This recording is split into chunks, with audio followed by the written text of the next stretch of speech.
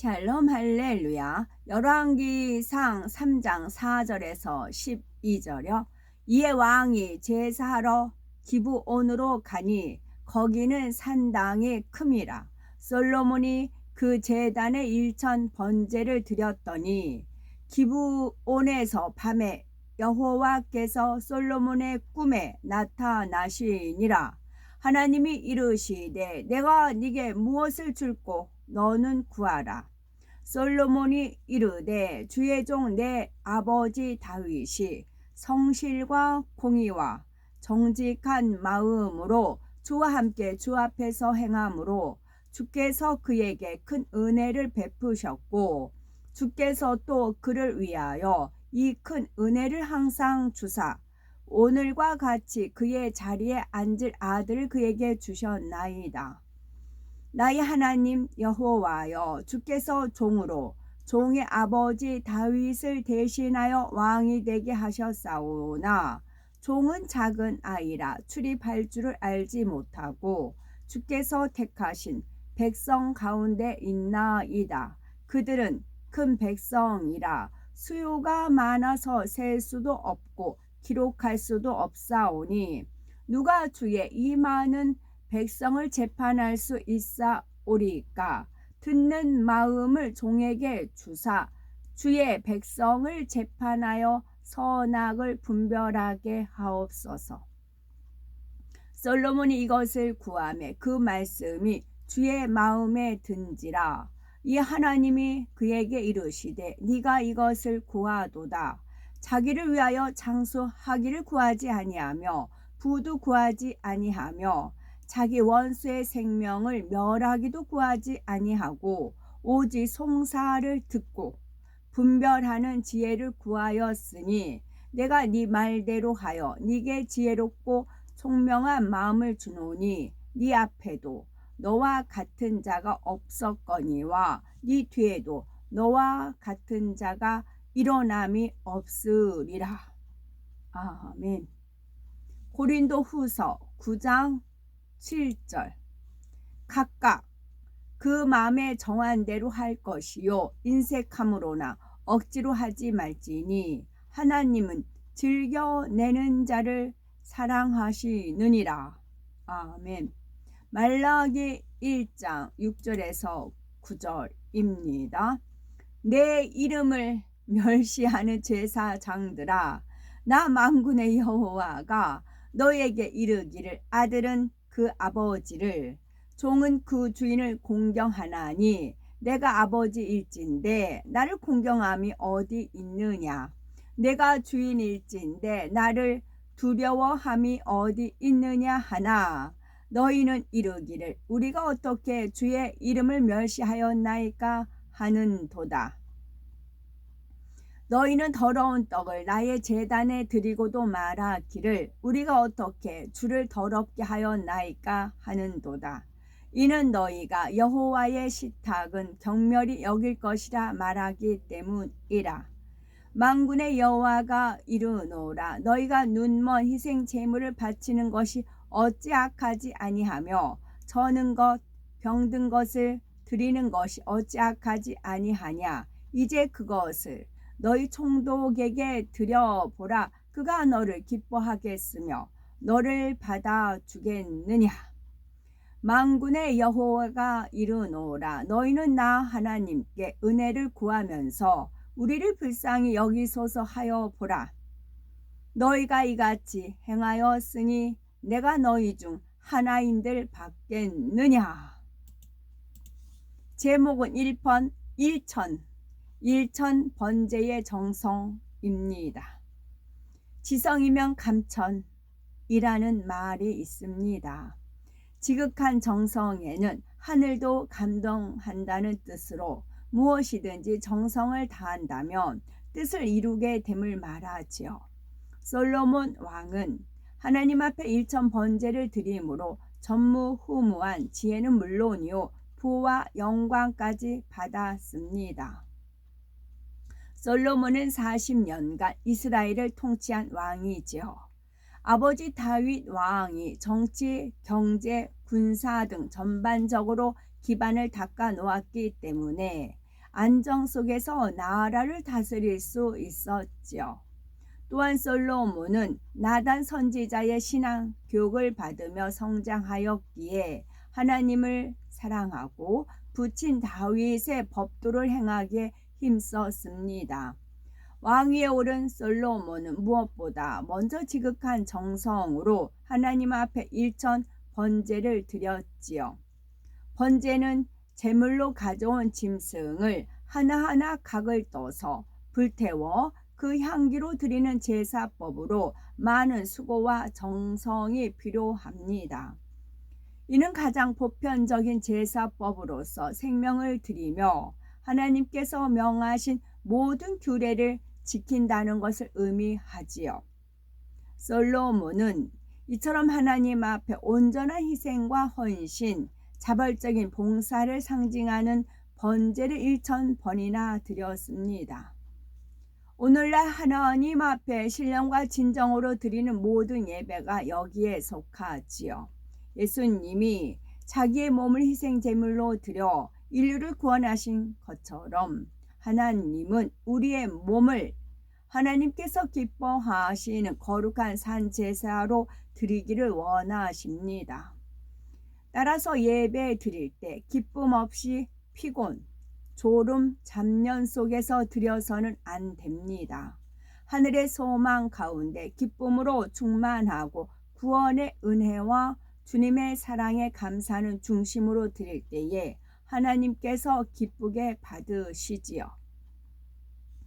예물을 드릴 때에도 얼마나 정성껏 믿음으로 사랑으로 드리느냐가 중요합니다.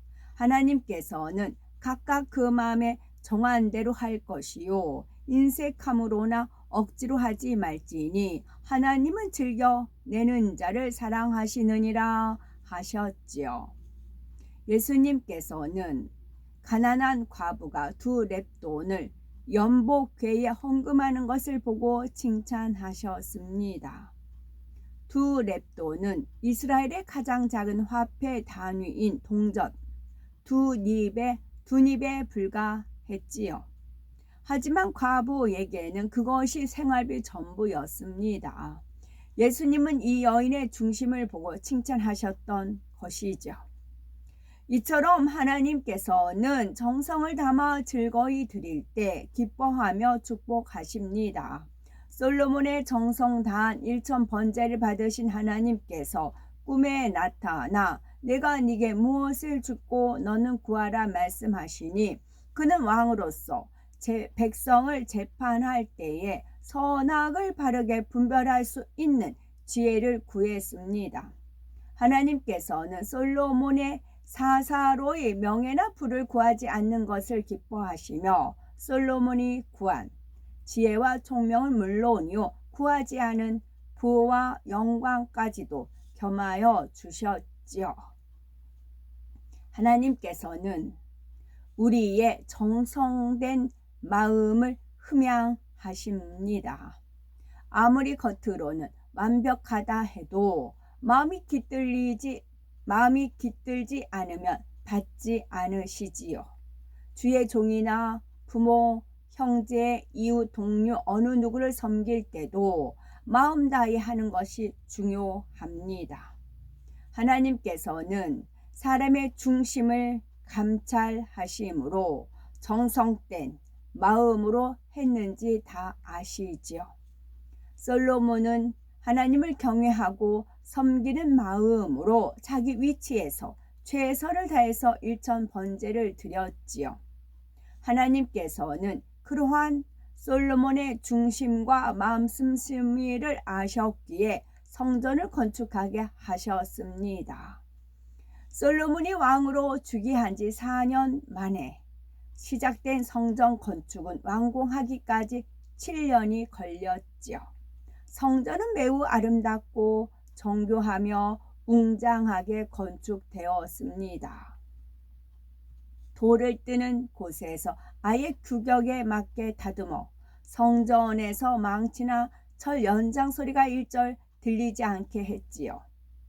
성전 내부는 백향목 널판으로 벽에 입힌 후 정금으로 덧입혀서 돌이 보이지 않게 하였고 사면벽에는 그룹들과 종려와 꽃핀 형상을 정교하게 바로 새겼습니다.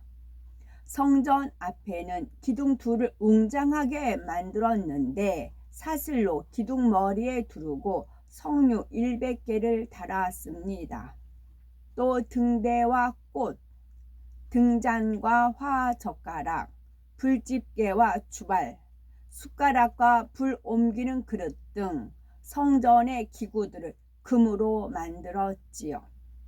이렇게 솔로몬은 정성을 다해서 건축했습니다. 우리가 예배 드리며 기도하고 헌물을 드리거나 무엇을 하든지 정성으로 하나님을 기쁘시게 하면 하나님께서 큰 축복으로 갚아주십니다. 그러면 우리에게 축복 주시고자 하시는 하나님께 어떠한 마음으로 구해야 하나님께서 기뻐하실까요? 바로 솔로몬이 사사로이 자신의 부귀 영화나 장수를 구하지 않고 백성을 다스리기 위해서 지혜를 구한 것처럼 하면 됩니다. 즉 자기 유익이 아닌 상대의 유익을 위해서 사명을 감당하기 위해 영혼들을 위해 구하면 기뻐하시고 구하지 않은 것까지도 풍족하게 채워주십니다. 열왕기하 4장에 보면 수넴의 귀 부인은 하나님의 사람 엘리사가 그 지방을 지날 때면 음식을 접대하고 쉴 수 있는 방을 마련해 드렸습니다. 여인의 섬김에 감동한 엘리사가 무엇이 필요한지 물었지만 아무것도 구하지 않았습니다. 어떤 대가를 바라고 한 일이 아니었기 때문이지요. 엘리사는 여인에게 아들이 없음을 알고 내년 이맘때에 아들을 갖게 될 것을 말해 줍니다. 정성으로 하나님의 사람을 섬기니 구하지 않은 축복까지 받았던 것이지요. 솔로몬이 자기보다 백성의 유익을 먼저 생각한 것처럼 누구든지 자기의 유익을 굳지 않고 진리 곧 선을 행할 때 하나님은 기뻐하십니다. 열왕기하 5장에 보면 나만 장군이 문둥병을 치료받기 위해서 엘리사를 찾아갈 때 많은 금, 은과 귀한 의복을 정성껏 준비하여 갔지요. 엘리사가 그것을 받지 않았지만 나만의 정성과 순종이 있었기 때문에 치료받을 수 있었습니다. 또 아브라함은 지나가는 길손도 소홀히 하지 않았고 마치 주를 섬기듯 대접했습니다. 그러다가 부지 중에 전사를 대접하여 고대하던 아들을 낳을 것이라는 축복의 예언을 또다시 듣지요.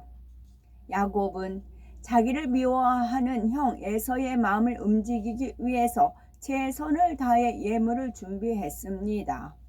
그래서 형의 감정을 풀고자 했지요.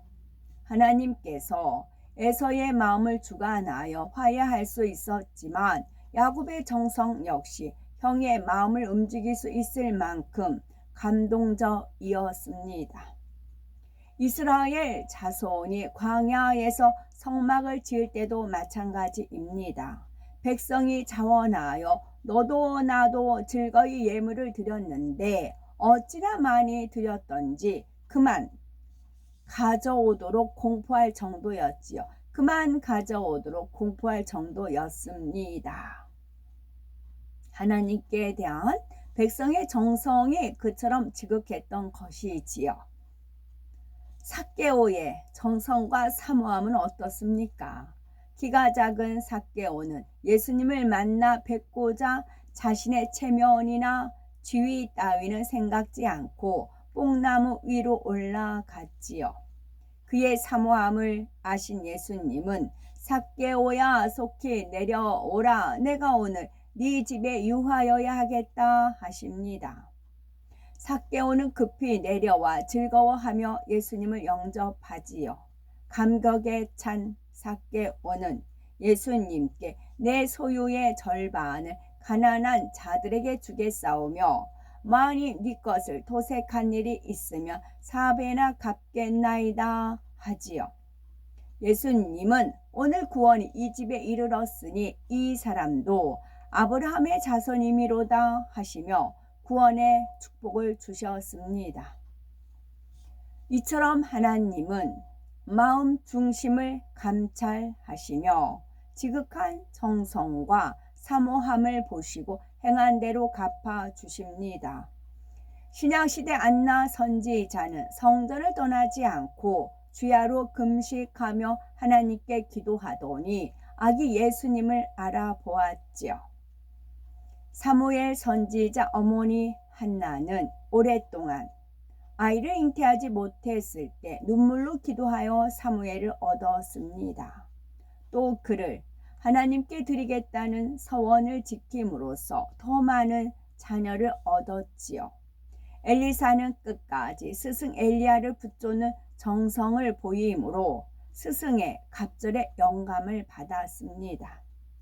갈라디아서 6장 7절에 사람이 무엇으로 심든지 그대로 거두리라 말씀했습니다. 하나님 앞에 지극한 정성을 내보이므로 구하는 것마다 응답받고 풍족한 삶을 누리는 복되고 아름답고 보배로운 우리가 되어야 되겠습니다.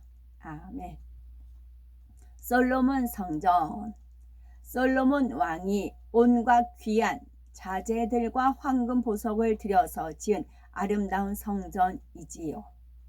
이 성전을 봉헌할 때 그 안에는 영광의 구름이 가득했고 하나님께서는 친히 하늘에서 불을 내려 제물을 살라 그 향을 받으셨지요. 하나님께서는 이 성전에 나오는 이들마다 유대인이 아닌 이방인이라도 믿음으로 나오기만 한다면 다 하나님의 은혜를 입으리라 약속하셨습니다. 그러나 BC 586년에 남유다가 멸망할 때 파괴되었죠. 이스라엘 민족이 하나님을 버렸기 때문이었습니다. 그들이 율법을 어기고 죄악을 행함으로 하나님께서도 그들 가운데서 떠나셨지요. 성전은 하나님의 임재의 상징이므로 이스라엘의 백성들의 범죄로 인해 하나님께서 떠나신 결과 성전도 회파된 것입니다. 아멘.